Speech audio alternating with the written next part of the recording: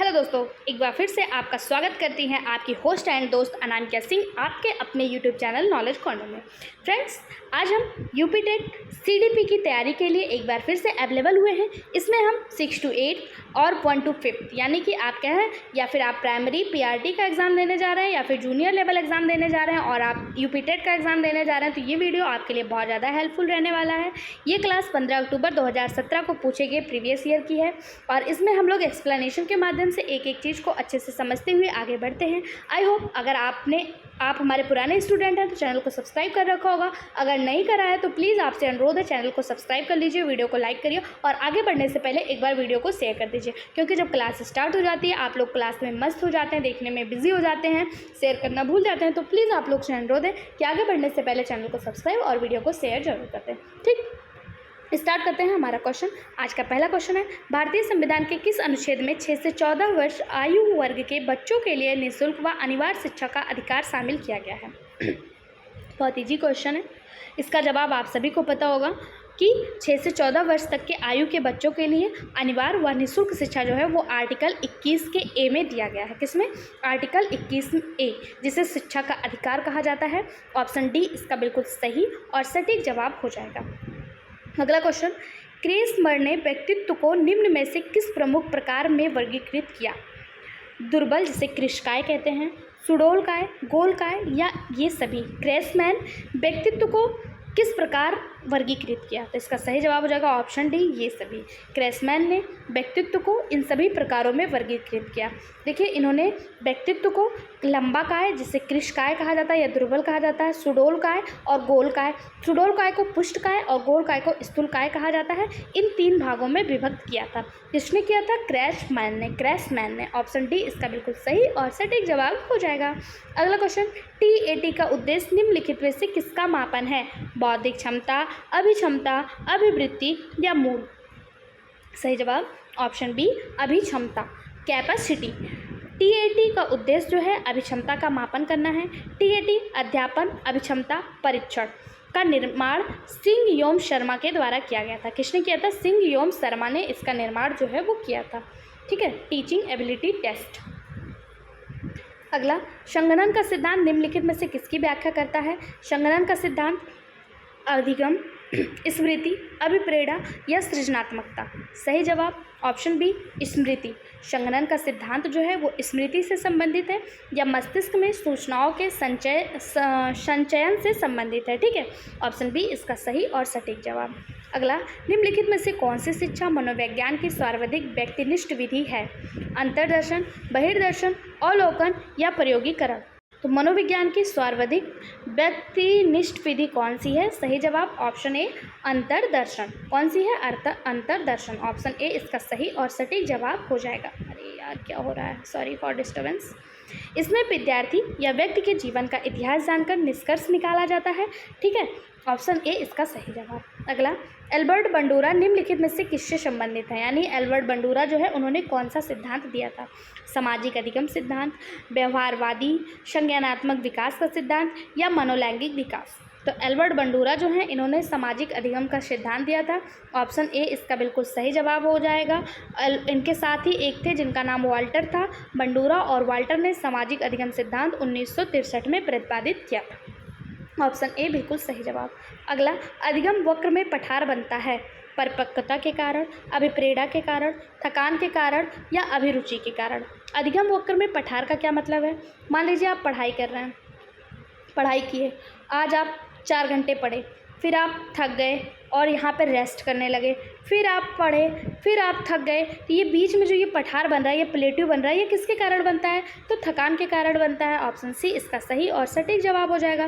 किसके कारण होता है? थकान के कारण होता है। अधिगम की जो वक्रता होती है, मैंने आपको बताया, ये कभी भी पैरेलल नहीं होती, कभी भी सीधी नहीं होती, कभी तीव्र होती, कभी मंद होती, कभी तीव्र होती, कभी मंद होती, कभी थकान के कारण रुक भी जाती है। जब ये रुक जाती है तो इसी को पठार या प्लेट्यू कहा जाता है। ऑप्शन सी सही जवाब।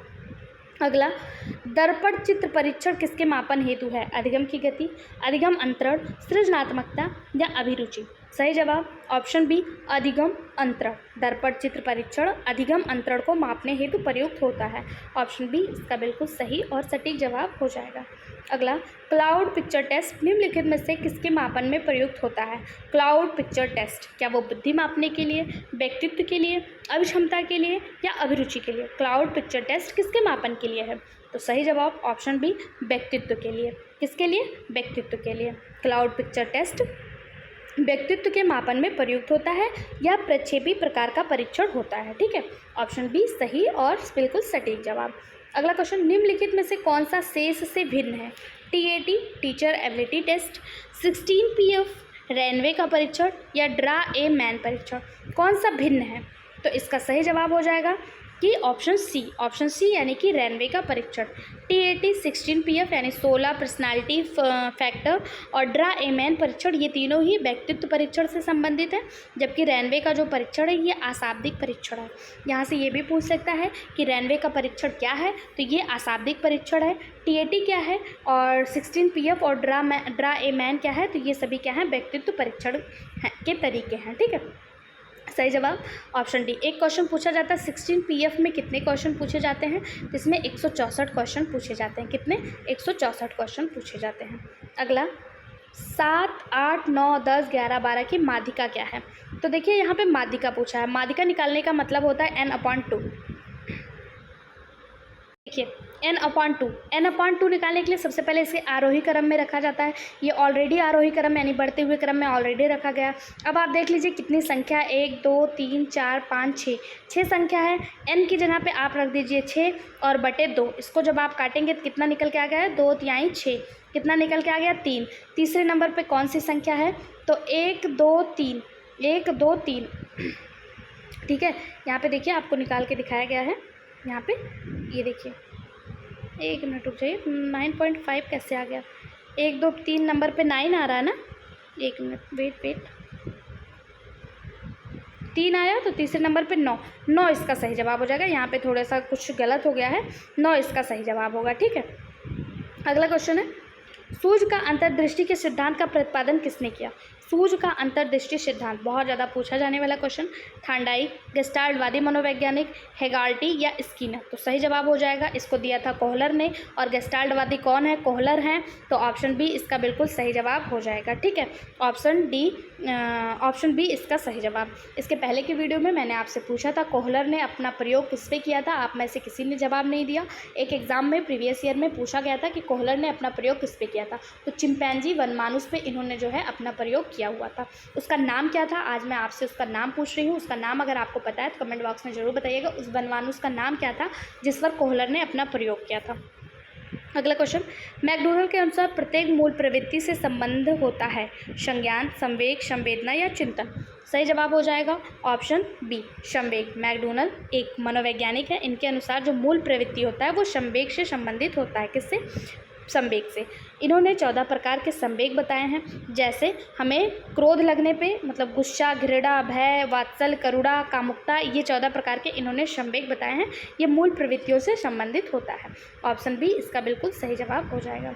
अगला, पूर्व अनुभव के आधार पर संवेदना को अर्थ प्रदान करना क्या कहलाता है?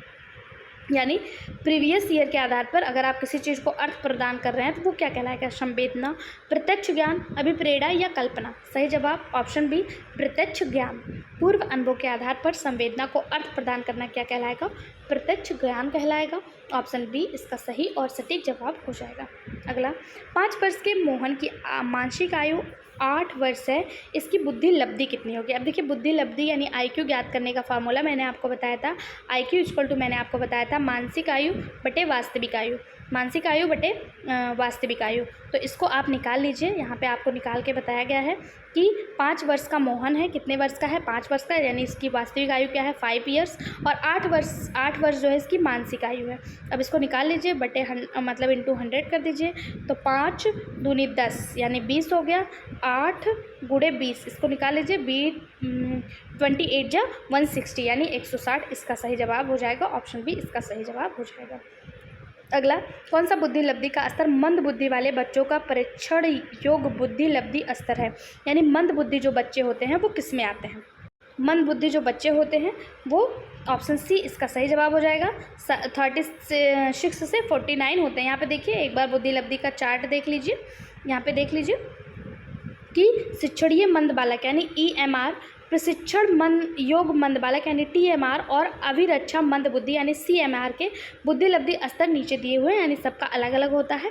देखिए यहाँ पे जो है शिक्षणीय मंद बुद्धि जो होते हैं वो 50 से 70 होते हैं, प्रशिक्षण योग मंद बुद्धि जो होते हैं वो 35 से 50 होते हैं, अभिरक्षा मंद बुद्धि जो होते हैं वो 20 से 35 होते हैं और अभिरक्षा मंद बुद्धि बालक 20 से कम होते हैं। ठीक है, यहाँ पे दिया है तो 35 से 50 बुद्धि लब्धि वाले जो होते हैं वो मंद बुद्धि वाले बच्चे प्रशिक्षणीय बुद्धि लब्धि स्तर होती है। तो सही जवाब इसका जो हो जाएगा वो ऑप्शन सी हो जाएगा। अगला, रोसार्ड इंक वॉल टेस्ट का प्रयोग निम्नलिखित में से किसके मापन के लिए है? व्यक्तित्व, बुद्धि, अभिरुचि या अभिक्षमता? तो सही जवाब हो जाएगा ऑप्शन सी अभिरुचि के लिए। किसके? अभिरुचि के लिए। रोसार्ड इंक वॉल टेस्ट का प्रयोग सही जवाब हो जाएगा ऑप्शन ए व्यक्तित्व के लिए। व्यक्तित्व के लिए। ठीक है, यह एक प्रक्षेपी विधि है और हरमन रोसा के द्वारा यह परीक्षण किया गया था। इस पे जो है एक स्लेट था, उस पर इंक के धब्बे डालकर बच्चे से पूछा गया था कि कौन सी आकृति उसको दिखाई देती है, तो उससे उसके व्यक्तित्व का अंदाजा लगाया गया। अगर किसी बच्चे का व्यक्तित्व सामाजिक प्रकार का है तो उसे समाज में स्थापित होने वाली कोई चीज़ें दुष्ट प्रवृत्ति का है तो उसे कुछ गलत चीज़ें दिखाई देंगी इस इंक से, तो इसी से व्यक्तित्व का परीक्षण किया गया। ऑप्शन ए इसका बिल्कुल सही जवाब हो जाएगा। अगला, निम्नलिखित में से कौन सा विस्मृति का कारण नहीं है? देखिए ये क्वेश्चन कई बार एग्जाम में देखने को मिला। विस्मृति का कारण यानी भूलने का कारण कौन सा नहीं है? सीखने में कमी अगर होगी तो आप भूल जाएंगे, बिल्कुल ये कारण है। स्मरण करने की इच्छा, अगर आपको किसी चीज़ को याद करने की इच्छा होगी तो क्या आप विस्मृति कर पाएंगे, उसको भूल पाएंगे? बिल्कुल नहीं, यही आपका विस्मृति का कारण नहीं है। लेकिन आगे भी देख लेते हैं। मानसिक द्वंद्व, अगर आप किसी चीज़ में उलझे पुलझे हैं तो आप चीज़ों को भूल जाएंगे, बिल्कुल सही बात है। सीखने की दोषपूर्ण विधियाँ, अगर आप गलत तरीके से किसी चीज़ को सीख रहे हैं तो भी आप भूल जाएंगे, लेकिन अगर आप में इच्छा शक्ति है किसी चीज़ को याद करने की तो आप उसे भूलेंगे नहीं, और यही विस्मृति का कारण नहीं है। गलत होते हुए भी यही सही हो जाएगा क्योंकि पूछा कौन सा नहीं।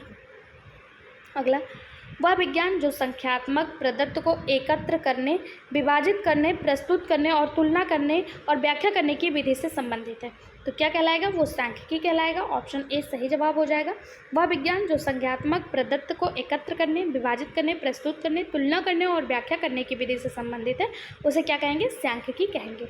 ऑप्शन ए बिल्कुल सही जवाब। अगला, पिछड़े बच्चों के लिए शैक्षिक लब्धि की अवधारणा किसने दी? गॉर्डन, सोलेन, बर्टन हॉल या फिर सिरिल बर्ट? तो सही जवाब हो जाएगा सिरिल बर्ट। इन्होंने पिछड़े बच्चों के लिए शैक्षिक लब्धि की अवधारणा दी थी। ऑप्शन डी इसका बिल्कुल सही जवाब हो जाएगा। पिछड़े बच्चों के लिए शैक्षिक लब्धि की अवधारणा जो है सिरिल बर्ट ने दी थी। इसके लिए इन्होंने चार्ल्स स्पीयरमैन के बैटरी परीक्षण का उपयोग किया। इसके आधार पर इन्होंने 1913 में पिछड़े बच्चों के लिए शैक्षिक लब्धि की अवधारणा दी हुई थी। ठीक है, कब दिया? 1913 में। किस आधार पर? स्पीयरमैन के बैटरी परीक्षण आधार पर। किसने दिया? सिरिल बर्ट ने। ऑप्शन डी सही जवाब।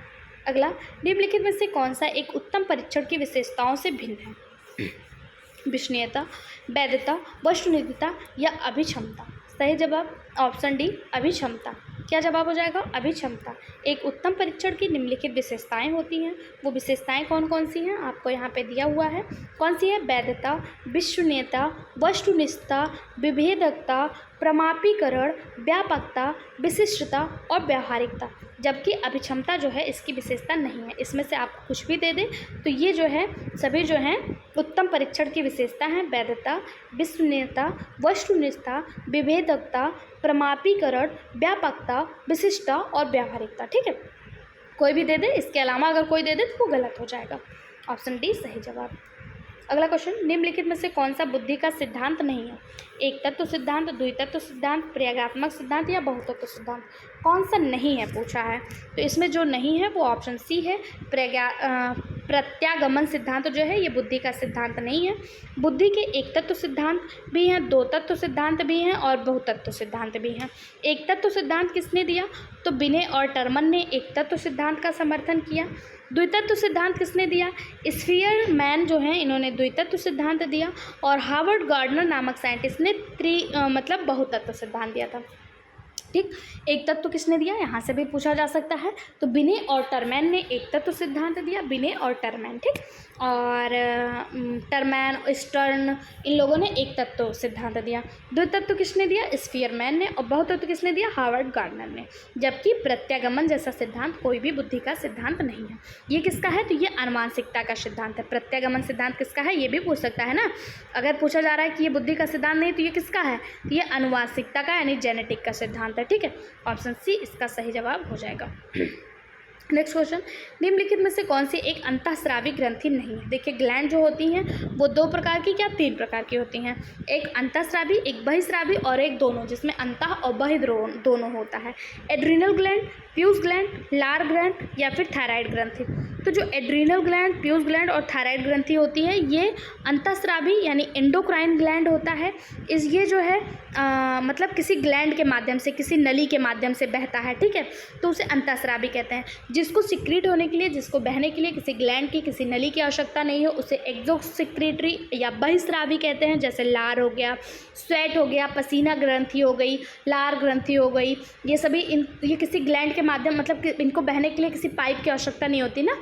और एक होता है अग्नाशय पेनक्रियाज ग्लैंड, जिसे एंडोक्राइन ग्लैंड कहा जाता है। इसकी 90% ग्रंथियाँ जो होती हैं वो अंतःस्रावी होती हैं और 10% जो ग्लैंड होते हैं वो बहिस्रावी होते हैं। इसीलिए इसे मिक्स ग्लैंड के नाम से जाना जाता है, किसको, पेनक्रियाज को। जबकि एड्रिनल, प्यूस और थायराइड ये एंडोक्राइन यानी अंतःस्रावी है। और लार ग्रंथि जो है ये एक्सोक्राइन, लार ग्रंथि हो गया, स्वेट ग्रंथि हो गया जिससे पसीना निकलता है, ये सभी एक्सोक्राइन यानी बहिस्रावी हैं, ठीक है। तो ऑप्शन सी इसका सही जवाब हो जाएगा। अगला क्वेश्चन, पियाजे के अनुसार संज्ञानात्मक विकास की द्वितीयक अवस्था है। संज्ञानात्मक विकास की द्वितीयक अवस्था कौन सी है। ज्ञानेंद्रिय अवस्था, औपचारिक संक्रियता अवस्था, पूर्व संक्रिया की अवस्था या मूर्त संक्रिया की अवस्था। तो सही जवाब हो जाएगा ऑप्शन बी, औपचारिक संक्रियता की अवस्था। जीन पियाजे इन्होंने संज्ञानात्मक विकास की 4 अवस्थाएं दी, जिसमें बताया गया बालक जब 0 से 2 वर्ष का होता है तो वो संवेदी गामक अवस्था होता है, यानी सेंसर मोटर स्टेज होता है, यानी कोई बच्चा सेंस करके अपने जो संवेदी अंग होते हैं उनसे सेंस करके, महसूस करके कोई चीज़ समझता है।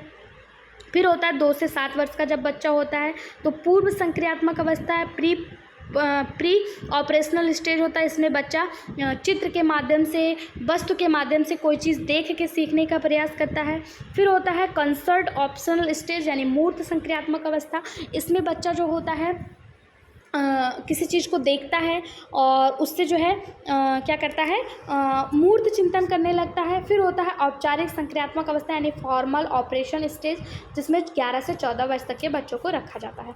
तो द्वितीयक अवस्था कौन सी होती है पूछा है। तो द्वितीयक अवस्था जो होती है, एक मिनट रुक जाइए, यहाँ पे क्या पूछा है, द्वितीय अवस्था कौन सी है। हाँ, द्वितीय अवस्था कौन सी है, तो द्वितीय अवस्था यहाँ पे आप देख पा रहे हैं पूर्व संक्रियात्मक अवस्था है। पहला संवेदी गामक, पूर्व संक्रियात्मक, मूर्त संक्रियात्मक और औपचारिक। वर्ष भी आपसे पूछ सकता है। संवेदी गामक में 0 से 2 वर्ष, पूर्व संक्रियात्मक 2 से 7, मूर्त संक्रियात्मक 7 से 11 और औपचारिक में 11 से 14।